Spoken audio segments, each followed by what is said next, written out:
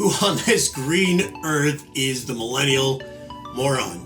His real name is hidden from us, so I can't tell you who he is, but you can find him on TikTok. And what he does And the house is described as very solid and livable.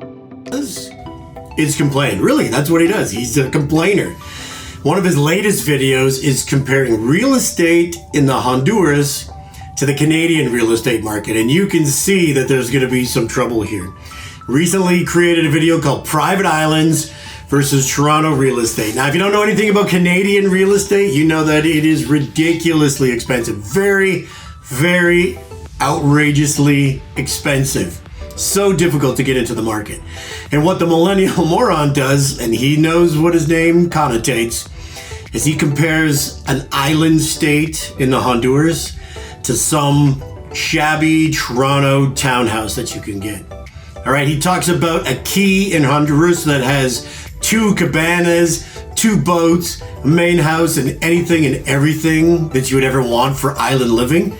He compares that to a place in Toronto that doesn't have a finished ceiling, doesn't have a main bathroom, has the junk in the backyard full, almost up to the fence.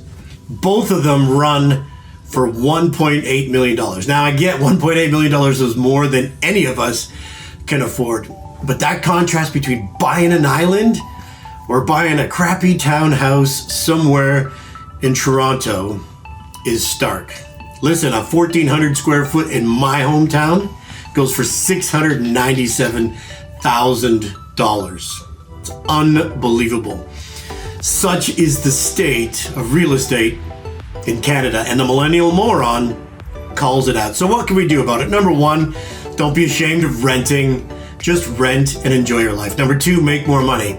I hate that answer. I've always hated that answer until recently when I realized that if you are going to do nothing but a service job or an entry-level position or a minimum wage job, you are never going to have enough money to buy a house. I'm not disparaging anybody, but you're going to have to make more than that.